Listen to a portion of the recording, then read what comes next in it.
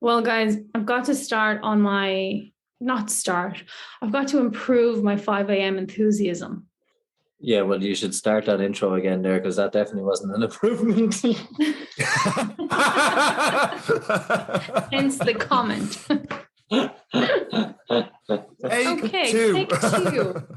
Take two. Good morning, guys. How is everyone today? Better?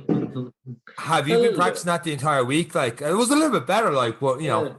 Considering you put hours of effort into it, and it just felt like crap. When you've been seeing 5 a.m. as often as I have this week, yeah, I am actually trying to be a bit more. Well, do you hear that? Do you hear that? Sorry, the sound of my violin just isn't coming across on the podcast. Let's get on with it, will you? God's sake. So for those of you, well, obviously, I don't know how you'd know, but we're recording this once again at 10 a.m. on a Friday night. Some of us have seen 5 a.m. 17 hours ago. We're still up and still have more energy than Rachel right about now. So before we get into this week's episode of the podcast, to be completely transparent with you guys, Rachel, you were handling a lot of the Instagram this week on Any Given Training Day.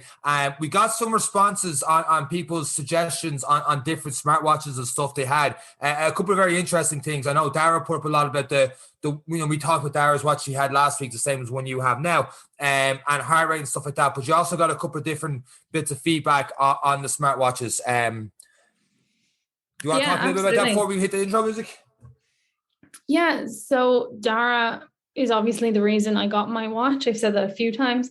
So he even added to some of my comments. So if you are interested in the course, which, you know, its popularity is growing, do take a look at the Instagram post from last week about the smartwatches, because Dara puts a kind of comparison to the Garmin Phoenix range. And it's just some good information that I have missed or didn't say. So definitely check that out. We also had, the normal Garmin recommendations. I think Garmin still probably have the monopoly in terms of smartwatches. But then we had 2 or 3 people who use a Sunto, SWNTO. I think that's how you spell it. So again, this seems to be, it's a GPS watch. It has map functions. So again, it probably falls into that kind of Chorus, Apex, and Garmin Phoenix range, but more in the Chorus price range. It does have multi-sport function. I made sure to ask that. And it's another option out there. And it's just one that I've never used. I would never have even thought to mention it. So it was great to get that feedback. It really does sound like the Garmin is the Apple, that when people have it, they're kind of like used to having that and the way it's set up and they're used to function, stuff like that. Even though with Apple, you're restricted in a lot of things, whereas the Chorus and stuff, you've got so many different options like you would with a lot of Android phones, but people are just kind of set in the ways, and I include myself in it as someone who's talking through an Apple MacBook and having an Apple phone, and obviously did the Garmin and stuff as well. Like, I was set in my ways with the Fitbit before until someone literally gave me a Garmin, and it sounds like if someone gave me a Chorus, to be like, oh, I'd actually have a lot more functions in this than I do in a Garmin. Having said that, I'm very happy with my Garmin. That's just the comparison that comes to my mind on that. Yeah, I think that's actually a very fair point. People are comfortable with it. That's, you've had your Garmin, so maybe you upgrade your Garmin or you try a different Garmin model, but you're sticking with that brand because you know it. If you change Garmin watches, you can still keep all your data on your Garmin app. Whereas, you change brand, you have to go to a completely different app.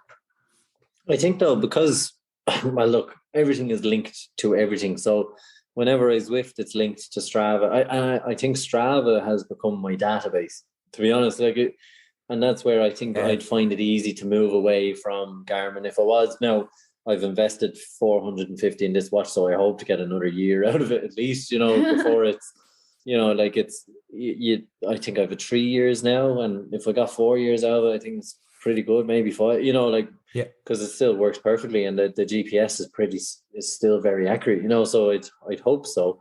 But yeah, I think especially when you're linking things to Strava and stuff, I try and look at all the times or think of all the times I've gone back and gone, how fit was I last April? And it's not that often because I'm usually working towards something else anyway. So, or training, there's always a different goal. Sometimes it's actually disheartening when you find out how fit you are this time last year compared to how fit you are currently, as I've discovered over the last 2 days. But yeah, it's definitely something to think about anyway, that, there's other ways of keeping data, and for the sake of a couple of €100, like, I'm proving the investment by keeping it now. But like with the likes of the Chorus, it's a lot cheaper, so it's easier to upgrade or change, or when you haven't spent that much. Yeah, and to your that's point actually there. a really good point, because like I even commented on how I didn't think the Chorus had VO2 max data, and then Dara informed me that it did. And I think the reason I didn't know is because when I'm training, I have 3 different ways of gathering my data. So I use my Chorus for swimming and running. I use my Wahoo Element, so my bike computer, for my outdoor cycling. And then I use my iPad and my Zwift app to record the Zwift data. But with my Zwift app and my Wahoo, I wear a heart rate monitor. So I'm still collecting my heart rate data. So by combining all that in Strava, I get a better weekly picture than looking at my Wahoo app or my Chorus app isolated, because they don't have all the data. Like, especially with my running at the moment, if you were to base my fitness off what it says on my Chorus app, you'd be like, oh my God, she's not going to make it down the road and back, like, because I'm not running as much.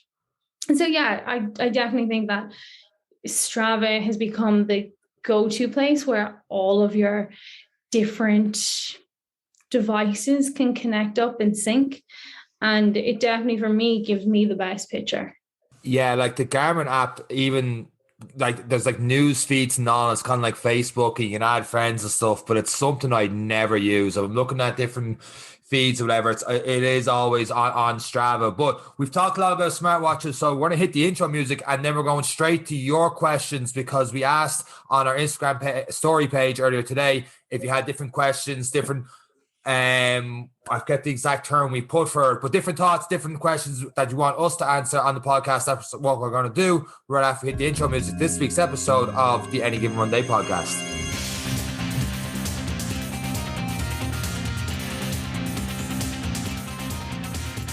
Overrated, underrated. That's what I was thinking. So, and we didn't really explain what overrated, underrated was. So we just got a lot of people saying different topics and stuff like that.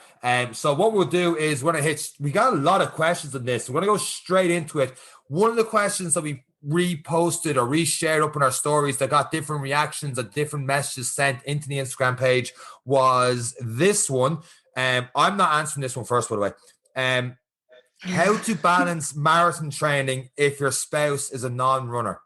I thought this was a great question. I saw this come in and I was like, yes. I was like, this could be really interesting because, well, I reckon your spouses could be quite similar, but mine is as opposite as you could possibly imagine to your guys in a fitness sense.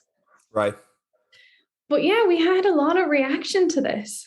And I'm actually going to call out one of the replies we had in a few minutes' time. We'll talk about this first, and then I'm going to give you one of the feedback from the Instagram messages because it was just perfect. But okay, who wants to diss their spouse first? Yeah, no problem. So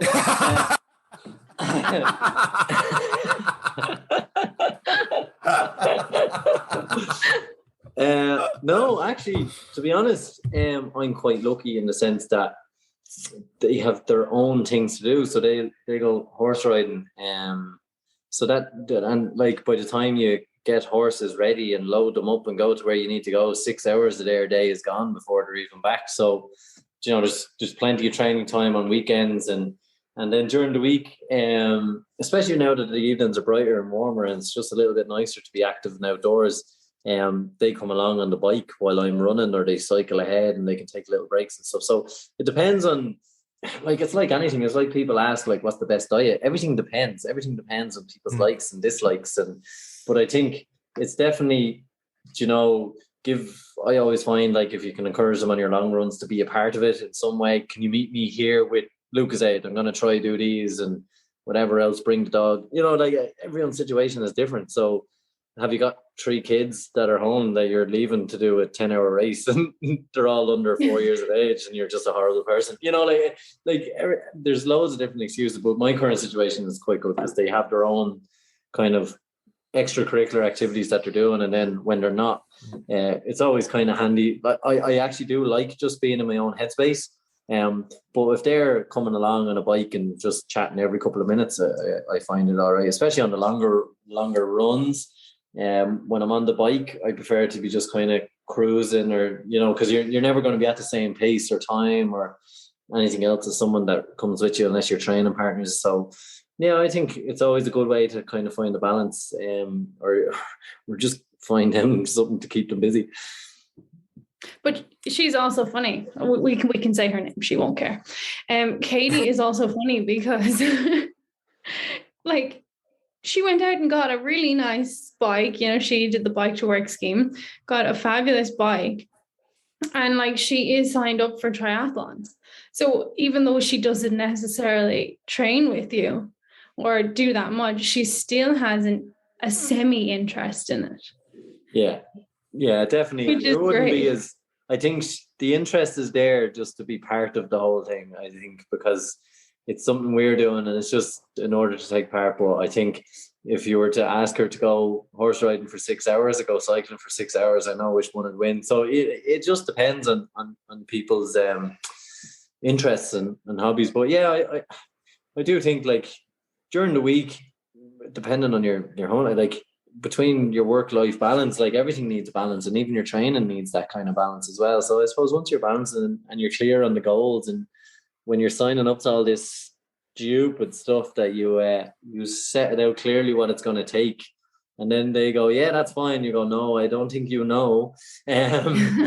So explaining it twice clearly what it's going to take for you to do it. But yeah, in the end, once you guarantee a good night away and loads of pints at the end of it, it's always worth it. I should point out that we're all, I suppose, in the, it's not a fortunate or unfortunate situation. It depends on your situation, but none of us have any dependents, any kiddos that we need to worry about, or, you know, offloading responsibility onto the spouse or vice versa.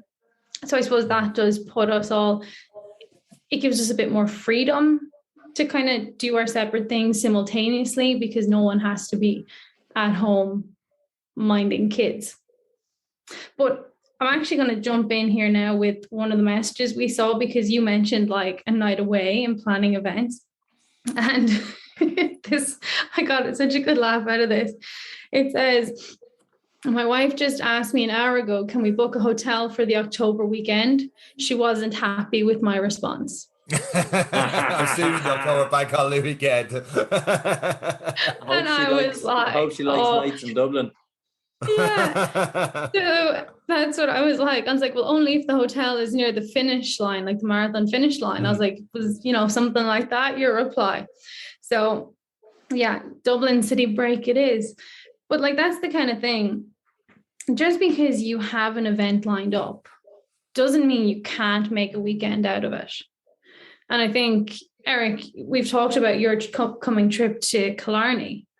Yeah, so even with that, it's already in the schedule of the year of between holidays and stuff, that I think even the week of, I'm going to Glasgow to see Coldplay, and then that's the start of my holidays, and I'm treating the race like a part of the holiday. So yes, one of the days on the holiday I'm going for a long day out, but the lead up to it and then the aftermath for the day or two is to be enjoyed, and I've said it to family and friends, anyone who wants to come down, and we'll Airbnb or do what we have to do and try and make the event an occasion that just, like, we do need an excuse. And I find meeting up with people and trying to do things or plan, you need to set a date on something, and events always give you a date. It always sets in stone a defined target, a defined time. And when you say to someone, what are you doing August 27th? They're like, Jesus, I don't know. Well, I'm doing this and it'd be great. And it sits in your head. So you can plan around things. So it's never what you say, it's how you say it. So it's and how you sell it. But yes, it is great. And then, like the way I sold it was like, after I start to swim, you guys head on, get out onto the Ring of Kerry and stop in little towns on the way. And yeah, sure, you'll meet me with a bottle of water or whatever, but you'll have a chance to see it and stop off in different places.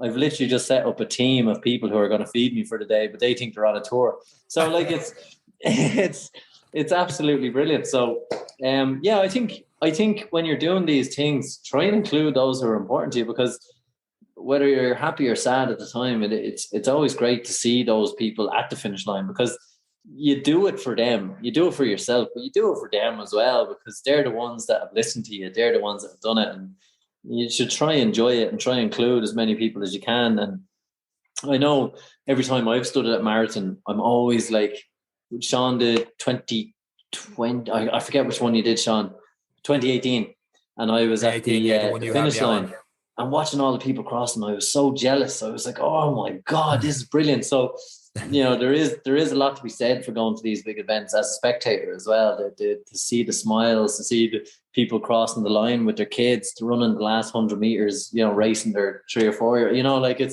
there is a lot of magic in it as well. So it's just different. It's just how you sell it. It's how you sell it. Yeah, absolutely. Like my sister came with me to Westport for the Westport Triathlon last September. So she came down with me. We stayed together in the Airbnb, and then my parents came down as well. And so I suppose that's not as long as a marathon. I was only out for just under an hour and a half.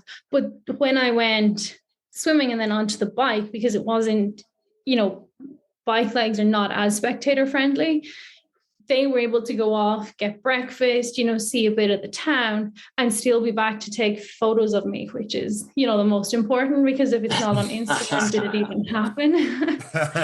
So 100%. It's definitely, about that balance. We went and climbed Croagh Patrick straight after. So even though I'm there absolutely in bits, just completed my first Olympic distance triathlon, I think I was so excited and just so elevated to have, my family there supporting, that you just suck it up, you climb that mountain, you just get it done. And I suppose going abroad, then we have talked about destination marathons and destination events as well, and making a holiday out of it. And one of the other questions we got was about tapering. So we'll actually come back to that, because that links in really nicely here about how your last week of training is more of a down week. So you can actually make a bit of a chilled out holiday out of it. But we'll come back to that in a few minutes' time. But Sean, you're not eager to answer this question. I am going to... If it involves the other half, he's dead right. He's dead right. I'm gonna flip this. I'm gonna go the opposite way, because this has happened to me a few times through different injuries and stuff, or I've been lazy and I procrastinated my run, and I get in a weird mood because I'm not running for whatever reason, and eventually at some point she will tell me to F off out for a run because I'm annoying her. So because I just get antsy and irritated, and she knows something's not right. I've got all this energy and I need to go. So it's like, you better go out and get that run done now, because you're going to do my head in if you don't go out for it. And I'm completely wrong on that. I will do her head in, and that's just me. But because you're doing that training, you're doing that extra little bit for marathon training to do more. The onus is on you to make sure you find your time to get out there. And sometimes that means that, like a couple of weeks ago, I'd made plans of Sunday morning with herself, and I'm like, I'm after making those plans because I messed up some other way, and I said it, and that means that if I'm going to have to keep this, I'm going to have to get up at 6 o'clock in the morning and go for a run that way and get my 10 miles in before going out there. So sometimes it means late starts are very, very late. Early starts are very late finishes to go out and get those runs in. And you're not always going to train at the exact same time each and every week, because life does get in the way, and we have different questions on committing to that and alcohol and stuff. We're going to get to in a little bit, hopefully. But sometimes you miss out on a training session here or there because some things are just more important, and it's important not to play catch up, and you just know the next run I gotta get back to what I was supposed to do that time, and keep building from there. And missing one training session over something important with a spouse is not the biggest thing in the world. That's my real opinion on it. And it's always only a couple of times a year we are training for a marathon. It's not something you're going to do if you have an event every single weekend and stuff like that, that would be one thing. But if it is something that's only, a couple of times a year, and the one thing I don't do on this, which I really struggle with, is communicate. So she'd be like this, and this. And I'm like, did I not tell you I had this on? And then she'd be like, no, you didn't. And I'm like, uh-oh. So that happens to me a fair bit. There's a great scene I watched, have you seen Le Mans Ford versus Ferrari? So the other scene where Christian Bale is in the car and his wife is driving and she's going absolutely nuts and she's cutting through all the cars and stuff like that, and she's flying along the road. Like, Niamh totally related to this, and she's pissed off with him because he's not telling her of what his plan could be, whether he's going to race the Ford car or not. And she's like, that's you. You don't tell me what your plans are. And next thing I see on Instagram, you're doing an 80K race. I'm like, did we not talk about this? It's like, nope, we didn't talk about that at all. You didn't tell us about that either, actually. Tell us. I'll keep that story for another podcast that happened. But yeah, so I was like, sometimes I get something in my head and I'll just do it. And she'd be like, oh, you had to have thought about that for a long, long time. I'm like, no, I was literally running and the idea came to my head and I went for a long run. I'm like, I want to do this, and this. And I'll come back and I'll see something. I'm like, bang, that's done. Actually, I'm putting all the blame on Dara on that one because he gave me the heads up in that 4:48. And I was like, I'm doing that. But I never told Niamh that I was doing that. And then it came up and other events look like they're getting cancelled and that I had planned in the summer. I'm like, you know what? That one's still there. I'm going to do it. And of course, so yeah, summarize my answer on that one because I've talked a lot on it. Communication. Once you're communicating, it's half the battle. And I'm talking to myself there on that one. I think that's why it's so important to know your reasons for training and like why you're doing it. And like, we're doing it to be the best versions of ourselves, not to be, world champions or anything or break world records. So when you're doing it for personal reasons, that's when you kind of balance it with life more. You don't, if you're going for, I don't know, world champs, Olympics, whatever it is, yes, obviously you're going to prioritize your training. But when you're not, when it's just part of your day-to-day lifestyle, it has to fit in with your day-to-day lifestyle. And that's definitely something that I've learned over the years that, yeah, I'm not training today because we haven't, my situation is completely different to both of yours.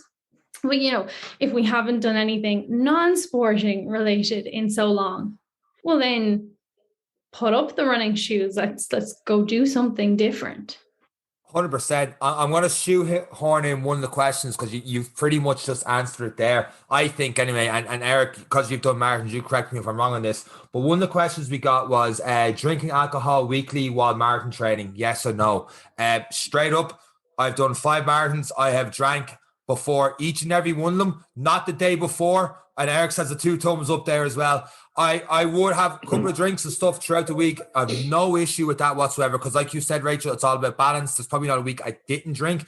That's not to say I had mad sessions every Saturday night because Sunday morning long runs are going to be an absolute struggle. I do think long runs are actually good for a hangover, but not every single week because then recovery and stuff comes into it for the Monday and Tuesday from there. But not drinking at all for 20 weeks before marathon training, like unless you're talking Olympic athletes and stuff like that, and the linking the spouse and stuff, yes. Would you agree with that with Eric? Would you have done or? For my quickest marathon in the build-up, the Dubs were doing well in the championship and we had the half marathon the next day and I came in from town at 5 a.m. and I was on the start line at 7:30 that morning to run a half marathon. And I did my best half marathon time. So stupid, yes. But yes, I wasn't sacrificing my fun times out. I knew I was going to suffer on the run, but I ended up doing a good little run. But It gets harder to do that though. It does definitely get harder to do that. But Every week binging, no. No, I like it. It's when you could yes, absolutely. But I find if I got a late run in on a Friday and it was a lovely sunny evening, and that's why I like doing it in the summer, and I'm a fair weather athlete, I would gladly have a shower, open a beer, and watch a movie. 100%. It's a long week, or I'd love it. Not it's just my way of winding down, but I know I'm up to do long intervals for an hour and a half on a Saturday morning, so like there is that element of, do I want to have a hangover doing that? No, not really. Because the thrill of completing that and then being so active and being awake by 10 o'clock with your run done and so much more to do, your weight is going to be trending in the right direction. You're going to have more energy. You're going to be looking lean. You're going to be looking sharp. All of these other things feed into the decision-making process of, do I really want to go and drink 10 pints and eat all this kind of crap? But then you have your long run on the Sunday and go, do you know what? I have earned 2 pints and a Chinese and maybe extra chicken. But, that's how I play it. And, I definitely enjoy when I know I can eat to maintain weight. I'm overeating, what I would consider overeating just to maintain weight, because I've ran 30 kilometers on a Sunday in the build up to a marathon. So, but yeah, definitely, I think me and you, Sean, many a time after a Friday night, we'd have a couple of beers and then we'd be planning our training for the weekend. So it's not saying we're alcoholics and we need a beer every Friday, but it's part of my ritual to wind down, and it's nice. It doesn't happen all the time, and I suppose the binging doesn't happen often, a wedding or whatever now. It's more infrequent, but yeah, it definitely helps. If you That's the thing, like there's a difference between binging versus having a few drinks at the weekend. But like me, who doesn't really drink at all, I've had a drink or two, gone out before road races and run really well the next day, because you do, if you're out with friends or something, you're relaxing. It's taking your mind off the event, which can be good as well. And actually, if you want to talk about elite athletes, I think Eamon Coughlin, so one of our greatest runners of all time, I think he might have said it in his book that before he won the world champs, he had a few beers the night before for the 5,000 meters. Yeah. Now, whether that's true or not, that's what he claims in his book, that he had a few beers before the 5,000 meter world final, went on to win it. So who the hell knows?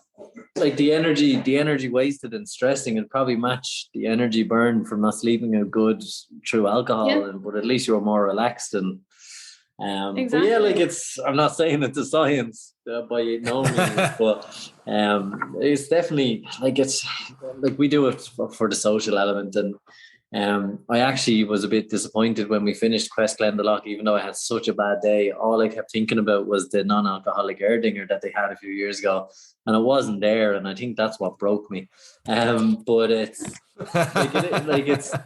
you do look forward to it. I look forward to my Guinness after the marathon, and definitely in Killarney I'll look forward to the same. So I just enjoy it. I enjoy the social aspect of it, and it's something to look forward to. But definitely, even take running out of it, take marathons out of it. Even if I'm working with clients on nutrition, most of my nutrition plans, especially if they like going out on the weekend, will include drinking alcohol as part of a normal life, because it's not a 6-week plan. Like most marathons, 16 weeks, 20 weeks plans. It's a lifestyle. When you're getting into marathons, you're changing your lifestyle, and you need to kind of keep what you enjoy, but just manipulate your lifestyle that you can do it all. Or for the most part, do it all. Yeah, I was going to touch on that, but that's balance. Yeah, exactly. But we'll bring it back to tapering then.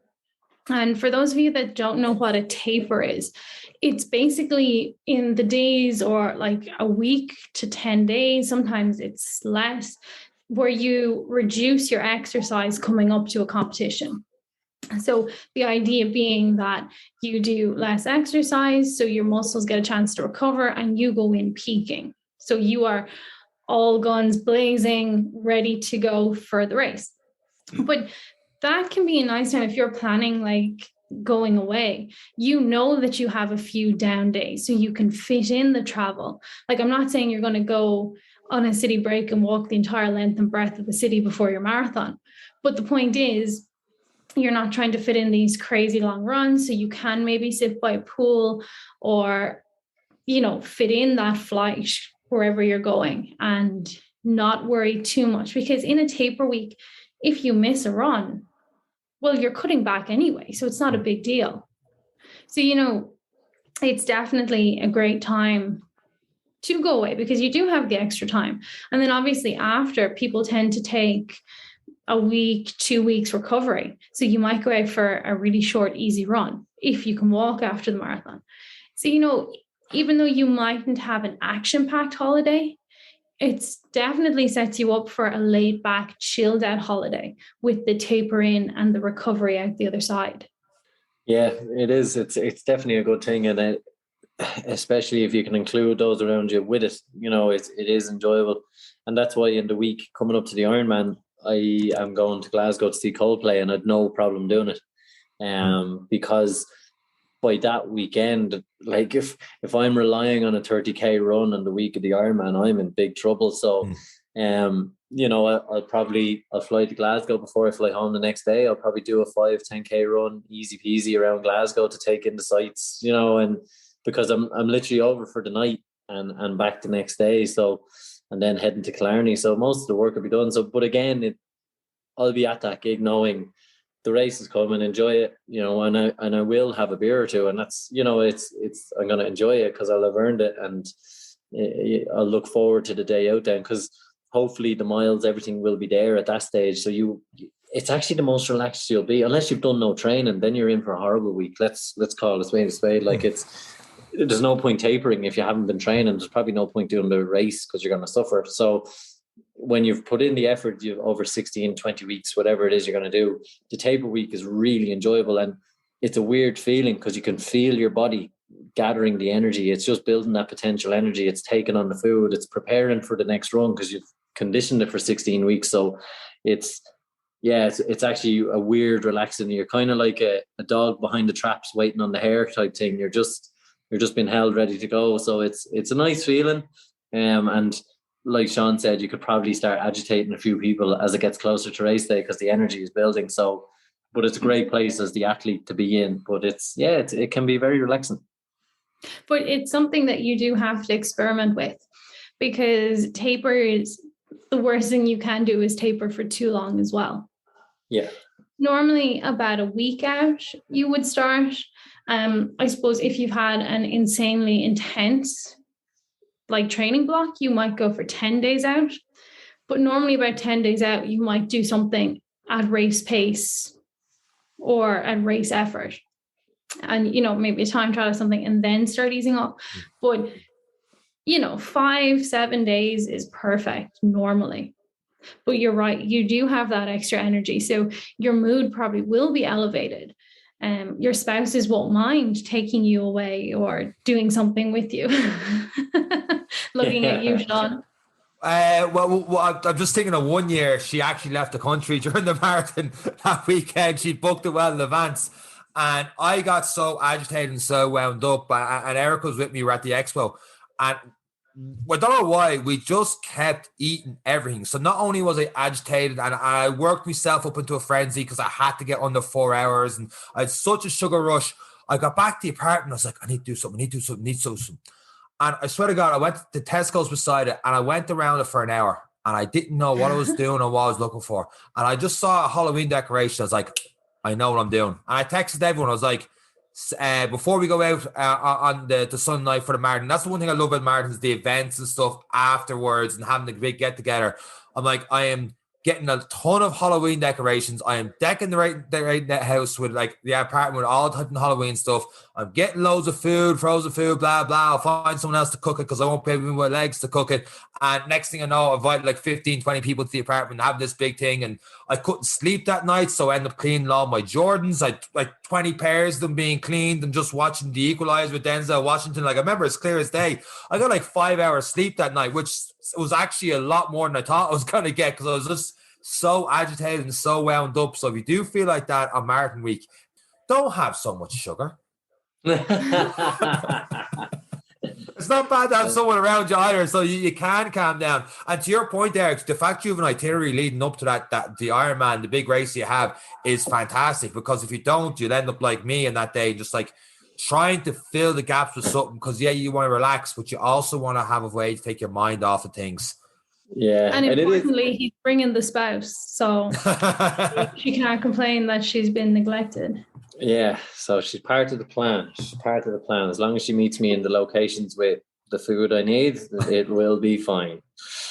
It will be fine. But speaking of which, before we move on to the next question, it's coming up on 16 weeks until the Ironman. Thereabouts. We're about 17, 16.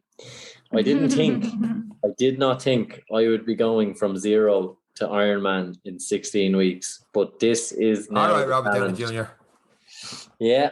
So I went for a run the last 2 days and I was under pressure. So it's been 8 weeks since any sort of serious training plan has happened. Now, obviously, I'm not starting from a zero foundation. Obviously, mentally, I know where I can go to, and the body will catch up. So there's a bit of callus there that will get me through it. So I'm not totally worried that I haven't got the full 24 weeks. But yeah, so starting Monday, we've 16 weeks. So it's going to be we'll have plenty to talk about over the next few episodes, but I just thought I'd touch on that little fear factor there, seeing as how we mentioned it a few times. Amazing. Well, we do have one more marathon related question. So before we answer it, I'll just, I suppose, better throw my spouse under the bus. So we're the complete opposite to you guys. We met through running, training camp in the South of France, up in the mountains, all very romantic. But apart from the running, always shared that. So what did you say? Apart from the running, but go on. Yeah. So we've always done everything together. Like, we will run together, we cycle together, we go swimming together. It's nearly intense in the other way, It's like, okay, when are we going to have time apart? Which is important. But it's really nice, and we share that interest. We actually have we're so bad, we even have a timesheet for our Zwift, because we share a smart trainer. So we have to have a timesheet so that if one of us wants to cycle at a specific time, we write the time down so we know to plan around it. So it is insane, but it's really nice, because last weekend we just, had a bit of a lie-in, but then we're like, okay, what are we going to do today? And we went out for a 2-hour cycle together. When we're going out separately, it's fine if one of you is gone, if both of you are gone separately, but if one of you's gone and the other is kind of hanging around, it is a bit annoying. But being able to do that together, I wouldn't change it for the world. It is good. But I suppose with the two of you being, let's call a spade, higher performing athletes, you're very much training partners. You're thereabouts a level that you can push each other. It's, if I was to bring my dad for a cycle now, it'd be a different level. It's a different scenario when you two are operating on that level and you're going out together as well. It's class. It is great, because then you can really push each other competitively then as well when you need to. So it's phenomenal. It's a good situation to be in that case, when you are working towards goals together. So it's very good. Yeah, we were very lucky in that we started going out the year we both made European cross country for the first time. And so, we met in that competitive, high performance environment, but we came through that together. So we did that for a few years. We came through injuries, and then we transitioned from running being everything to suddenly being triathletes who do it more for as our lifestyle, for fun, for fitness, instead of for competition. And I do think it's been really nice to go through that transformation, because that's been a big transformation. I have talked about it because I have struggled over the years with my reasons for running, and then like stepping away from the sport for a year and coming back. But having someone who's gone through the same thing at very similar stages really, really helps. And even like through injury and stuff, being able to just support each other, because I know what it's like to have gone from with him, it's insanely high levels, down to like he hasn't ran in probably going on 10, not quite 10 weeks, 2 months now that he hasn't ran. He's just been purely cycling and swimming. And again, that's because of injury. But like I've been there, I've done that. So I know how to support him. And if he's feeling a bit agitated over that, I know it's not just being grouchy, that there's a reason for it. So, I wouldn't change my experience for the world. I do love having someone who I can just bug and be like, what are we doing today? What are we doing today? What are we doing today? And then being able to go out and get it done together. Although he cycles with me, I don't cycle with him, because if I cycle with him, we go hard. But if he cycles with me, I dictate the pace. So, but going on to the last question then, and you guys are going to have to answer this because I've never done a marathon. Any tips for first marathon? Don't run with your friend. He's not wrong. Don't have a big plate of lasagna and wedges the night before it as well. We could talk all day and things not to do because we did them. Yeah, our idea of carb loading was how full can we get from lasagna the night before, which is not how you carb load at all. But no. It is for your first one, work on definitely stretching. A marathon is not going to start until 30 kilometers. You will be fine up until 30 kilometers.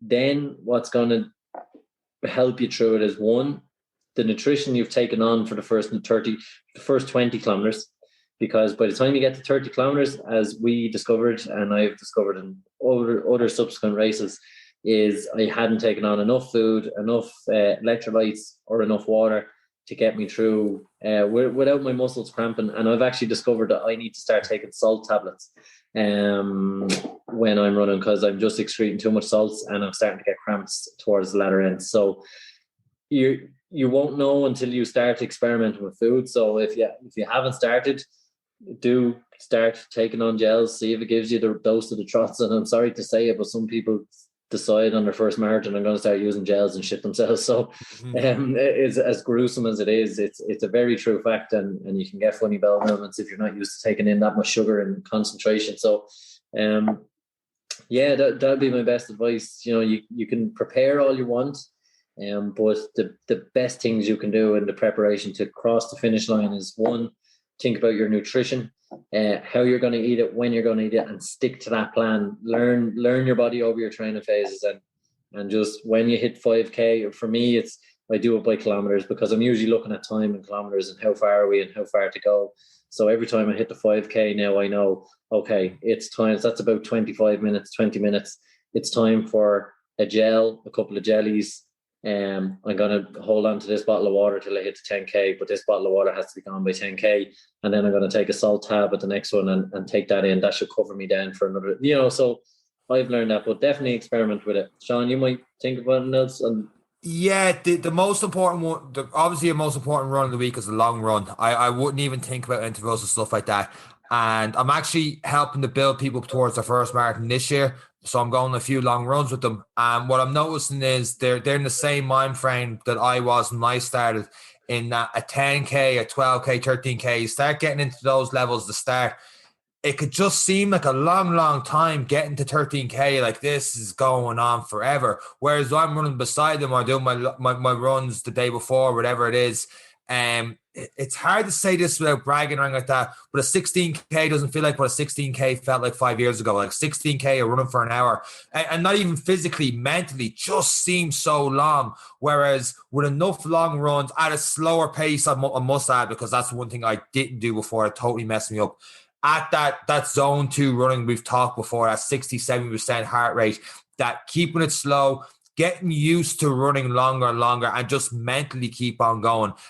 Even though you're using headphones during your training or your music or whatever it is, or podcasts, whatever it is, keep you going. On race day, especially if you're doing your first marathon in Dublin, you won't need the headphones. The atmosphere and all will get you through it. But at the same time, that mentally having to run for 4 or 5 hours seems like a long, long time. But if you do your long run, you slowly use the 10% rule, as in like 10%, you increase your mileage by 10% each week, and you keep slowly adding on to it. There's not a big difference between 12K and 13K if you map it up. Building up towards that 35K, and we are getting near there. You should have your nutrition stuff a lot more nailed down. So, Rach, you talked earlier about tapering and stuff. I know if you're doing Dublin, for example, I think it's in Mead, they have a 35K run or a 30K run 3 weeks beforehand, where you get your longest run in, but you're still doing a fair few runs from next week, the week after, and then you're tapering that final week completely down to before the marathon. But it's just the mental thing. We've talked about this a lot in the podcast. It's just mentally getting over those longer distances. And that doesn't happen until you, I suppose, to do with David Goggins on it, calluses in the mind, just got to keep doing it over and over and over again, slowly building it up until running for an hour and a half doesn't seem as daunting as it might feel to you right now. So yeah, long runs, keep building them up, get out 3-4 times a week, slowly increase the miles. Don't be worrying about how fast you're going or anything like that. The main thing is keep consistent pace, keep a conversational pace, keep it down, because if you go too fast, too hard, you're more likely to get injured. And strength train, because that's just my thing. But then that's also a really good point about the 30K about 3 weeks out, because a lot of people don't realize that in your marathon plan, you're not going to do marathon distance until the day of the marathon. They reckon that 3/4 distance, so approximately 30K, is the longest you need to do. Because if you get to that point and you've hydrated and taken in all your nutrition, you will make the line. And like, as you said, the atmosphere in Dublin is so electric. Like, I've never ran it, but I've gone up to it. It's so electric that if you get that far, you will make the finish line. Even if you are walking, crawling, whatever, you will get to the finish line just on momentum. Yeah, we've talked about the before in the podcast, different running books. The Jack Daniels running formula book, I think maybe it was when Simon Green was in the podcast talking about that. Jack Daniels goes into it, and it's either 30K or I think he does a distance 35K or 2.5 hours. And once you breach the 2.5 hours, the ratio of what you're going to get out of it compared to the risk of injury is just not worth it. So most of the times the maximum you're going to do is 2.5 hours, unless you're an idiot like me that signs up for an 80K run. Then you got to build up the mind towards something else. So I know I'm being contradicting myself if people follow me on Strava on that one, but for the most part, building towards a marathon, there's no point in doing a run longer than 2.5 hours. Even if you don't hit 35K, once you pass that, you're more likely going to get injured. Not more likely going to get injured, that's the wrong way of putting it, but you're going to be a lot more sore, and it's going to take longer and longer to recover from. And the last tip, if you have a plan and a pace, stick to it from meter one. Don't feel like I've loads of energy, I'm doing good, I'm going to knock off 30 seconds a kilometer off this bad boy, because you'll feel fine for 15 kilometers, 16 kilometers, but at some point the body's going to tell you to hike it, because you haven't trained for it, you haven't prepped for it, you haven't done it. So don't get lured into the excitement of the day and your energy levels, because it does catch up with you towards the latter ends. Now, if you come through the 25K, 26K, 28K and you're still feeling good, you still have 14 kilometers if you want to make a difference on your time. So that's when you can start saying, okay, I think I'll increase my pace here by 10 to 20 seconds. I think I have it in the legs. That's when you can make them decisions. But for your first one, have your plan and stick to it. I'm being a complete hypocrite here, but for the first one, just enjoy it and don't pick a time for the most part, unless you're running with someone you've got good experience before doing halves and different things like that, where you can base your time and stuff off it, and definitely go off what you're saying there, Eric, because after you pass the half, you're in 28, 29K. Then you have an idea what your legs are able to handle. But for the most part, if you're building this year and you haven't done too much training, as in you haven't done many halves before and like that, and you're building towards your first marathon, just try and go out there and enjoy it and just build yourself up, because it's a hell of an achievement just finishing a marathon. And I'm talking to myself 5 years ago that I wish I hadn't listened to that advice. just finish it, enjoy it, and then all of a sudden you've set a benchmark what you could do for doing your next marathon the following year. We've got still 7, 8 questions, and it's 11 o'clock at night on a Friday night, and I know it's only 6 a.m. in the morning, Rachel is, so we're going to do a part 2 on this podcast, definitely, but we just want to thank everyone for submitting their questions on the Instagram page, the Any Given Training Day Instagram page, but we seem to just talk about marathons and stuff like that, but there's a lot of questions there that are not based on marathons, and we will definitely do a part 2 on that and get back to your questions. So thank you once again for sending your questions in to us.